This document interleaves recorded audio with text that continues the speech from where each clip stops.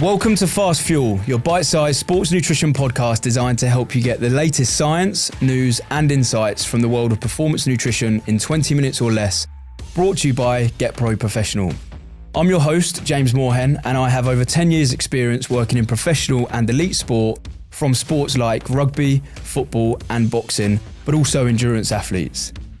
Each episode, we will be joined by a special guest working at the forefront of elite sport or academia to get their nuggets of knowledge on their own specialist area of sports or sports nutrition. From learning how to fuel and support teams through major tournaments, to starting out as a new sports nutritionist and hearing the latest on protein science and research, we have you covered here on Fast Fuel. So sit back, relax and get ready to learn from the best of the best in the world of sports nutrition. Welcome to Fast Fuel. Let's go. Today we're joined again by Olly Witard, reader in Nutrition and Exercise Metabolism at King's College London, to talk about nutrition for the master athlete. For those that didn't join us on the previous episode, can you just give a little insight into who you are and what your current roles are? Yep, my name's Oliver Witard. I'm a reader in Exercise Metabolism and Nutrition at King's College London. So I'm in an academic setting. So I combine teaching with research within my job description. So teaching students around sports nutrition, but also conducting research on protein nutrition for athletes and exercisers, including older adult populations as well. Amazing. So on the previous episode, we asked you about your favourite meal, your childhood dream. But in this episode, I'm keen to know, what is your favourite athlete and or team of all time? Crikey, that's a tough one. It would have to be Ryan Giggs and Manchester United would be the answer. Nice. Team you follow? Manchester United. Yeah, okay. And why does that come to mind straight away? Yeah, as a child, that was what I loved, who I loved to watch, and I was Manchester United through and through. That was part of my blood, I suppose. And did you try and emulate the top off and swinging over the head? I didn't. I was left-footed as a footballer. I still am left-footed. So I had a lot of the same characteristics as my hero, Ryan Giggs. Nice. So today's episode is all about the Masters athlete, Olly, and in particular, what would you say is the top nutritional protein advice for the Masters athlete? So based on research, studies that in comparing young and older adults, I think it's become more and more clear that as we age, we require a higher dose of protein to maximally stimulate the muscle anabolic response. And this is essentially down to this concept that we call anabolic resistance. And what that means is that as we age, our muscles become less responsive to the key anabolic stimuli, namely protein feeding and exercise.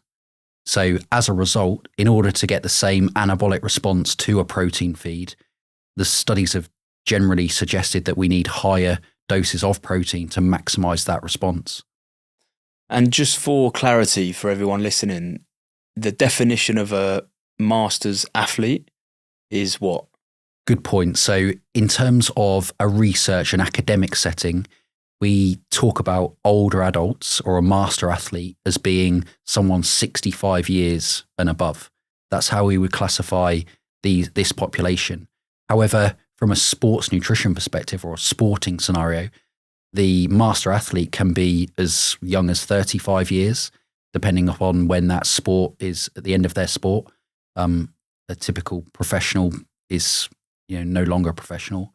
But it could be 45 years plus. It just depends upon the sport of interest. But from a research perspective, when we talk about older adults, the studies are generally looking at 65 years plus. What is interesting though is that from an older adult perspective, from a Masters athlete's perspective, one 65-year-old is very different to another 65-year-old. So it would be very helpful if we start being even more tight with our definition of what is a master athlete. Yeah, straight away there I'm thinking a retired rugby player, as an example, the sport I work in at 35, great career, 35 for the rugby player. then they're technically a master athlete because they've retired, all the way up to what age would that be before they then become what is there a level above a master's athlete that the research and evidence would then change again? It's an interesting question, because when we talk about where I'm very much interested is around muscle and how muscle changes with advancing age. And actually, and I kind of touched on it, this concept of anabolic resistance, this phenomenon starts within essentially middle age, i.e. in the 5th or 6th decade of life, so in your 50s, for example, or even 40s. It occurs much earlier than perhaps what often is appreciated. So from a, I suppose, healthy aging perspective, not necessarily a master athlete scenario, but a healthy aging perspective, then the changes that we see in physiology are actually starting much earlier than we perhaps often appreciate. So the long and the short, or the point is that in terms of intervening, then the idea is we need to intervene earlier, i.e. within middle age, to be able to see these effects in older age. So if you apply that to a master athlete scenario, of course, master athletes by definition are exercising, they're training, they're in a different scenario than, say, just your average older adult. So it is all context specific in that sense. I think one of the points we talk about a lot is chronological aging and biological aging. And we make a big point around it's much more important to talk about biological aging. And that biological aging is underpinned by your training status. So yes, we are all going to chronologically age, but that doesn't need to be the determining factor as to how we age from a biological perspective. And master athletes are a perfect model for that, because master athletes by definition have trained their whole lives. That's the key definition of a master athlete. You have to have trained your whole life. So you haven't been sedentary and then you've just started embarked on a training program, say in later life for the first time. You've always trained. And what the studies show is that from a muscle perspective is that whilst you can't prevent the loss of muscle mass with advancing age.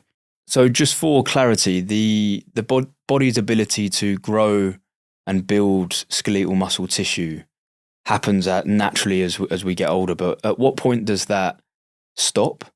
And then how does that then affect or develop what happens later on if we don't train and we don't become or continue to become the master athlete?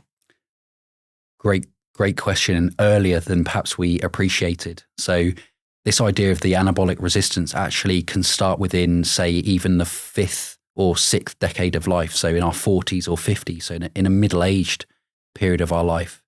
So actually, this, from a metabolic standpoint, this loss of muscle mass actually begins much earlier than we originally thought. So from an intervention perspective, then there's much more emphasis should be placed on actually intervening earlier on to ensure that we don't lose this muscle mass to critical levels in our older adult years. And I guess that's where it comes in with this idea of chronological aging and biological aging. We're all going to age chronologically, that's inevitable. But from a biological standpoint, we can mitigate this loss of, in our example, of muscle mass with advancing age through ensuring that we continue lifestyle activities such as physical activity throughout the lifespan. And I guess that's another way we can define a master athlete. A master athlete is someone that has trained their whole lives. They haven't just started training within their older adult period of their life. They've trained the whole period of their life. And if you compare a master athlete with a general population, older adult who hasn't trained in the early years, then you can see this retention of muscle mass with the master athletes, so that their muscle essentially responds a bit more like a young muscle. Essentially, they're able to keep the youthful response to these different anabolic stimuli, even with advancing chronological aging. They're able to mount this anabolic response. And then in terms of we touched on a little bit here about skeletal muscle mass, and inherently there'll be a link there into protein. what would your protein requirements and needs be for that master athlete? Is it above and beyond what some of us would normally do with the adolescent youth athletes that we're working with at club level? Should it be a lot higher now for that master athlete? Yeah, when we've done some studies where we've compared the dose-response relationship of protein dose and muscle protein synthesis response in young, and we've compared that relationship in older adults. And in the young adults, we saw that break point, the plateau at a 0.3 grams of protein per kilogram body mass per serving. That was in the young adults. When we did exactly the same in the older adults, we did the same analysis, statistical analysis, or it was called breakpoint analysis. So it's called a regression analysis. We showed that it was higher. That breakpoint was at 0.4 grams per kilogram body mass per serving. So I take the point that even in the young, if we look at foods, that might be higher. If we look at certain scenarios in athletic populations, such as a weight loss scenario, we may go up higher to 0.4. But nonetheless, in older adults, it was higher compared to the young adults. And that comes back to this idea of anabolic resistance, in that to mount the same response of the muscle, anabolic response to that protein, you need more of it in an older adult compared to a younger adult. But then from a more holistic perspective, if we're talking about healthy aging per se, then one of the things you want to do with an older adult is make sure they eat enough. And as older people get advanced with age, one of the things that happens is their appetite is reduced. And which of those macronutrients is the most satiating of all macronutrients is protein. So you've got this paradox, essentially. You're recommending these higher protein intakes to maximize the muscle growth response with older adults. However, you're also very keen not to suppress appetite because of the impact that could have in terms of, healthy aging. So it's a real balancing act between making that recommendation on an acute perspective, but also having a holistic approach in terms of ensuring that they're still consuming sufficient amount of energy over the course of the day. And so with that optimal dosage of 0.4 gram per kilo, would the total amount over the course of that 24-hour window should it be elevated as well in the aging population? So I would argue that comparison's dependent upon the control, i.e.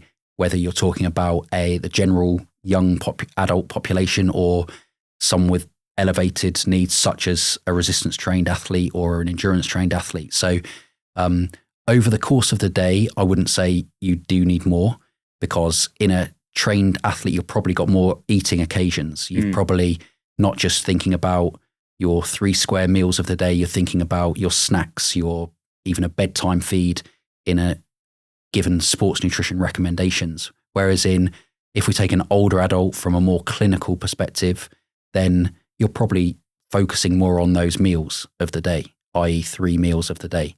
So I guess the difference between the two is that you're talking about 3 eating occasions in an older adult, as opposed to in a sports nutrition scenario, more eating occasions to maximize that adaptive response. Is there much research on the specific nutritional needs of that master athlete outside of protein? Obviously, we've articulated there the importance of protein, but what about carbohydrates and fat in that aging population as well? Yeah, absolutely. So, of course, with protein, it lends itself to looking at the muscle response. But beyond that, with aging, we've also got changes in immune function that we see with aging. And of course, that lends itself to many different aspects of sports nutrition and clinical nutrition, whether that be through carbohydrate, which we know is a key substrate for immune cells, in particular, lymphocytes, for example.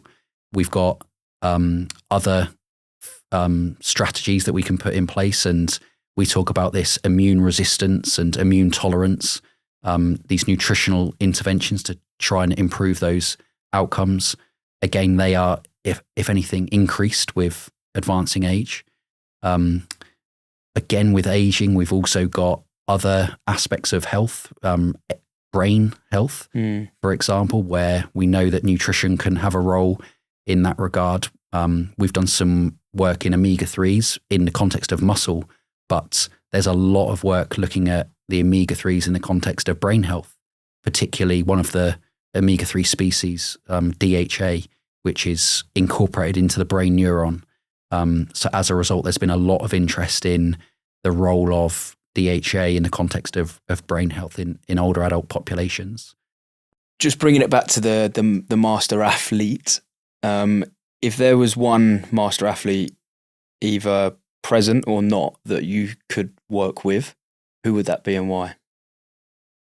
That would be a tough one. I would probably, the first name that springs to mind would be Steve Redgrave, because of course he had so many different challenges throughout his career with being able to, incredible pedigree in terms of staying at the top for so long, but all the other health challenges that he had with in terms of the diabetes that he had in that regard. So it'd probably be Steve Redgrave.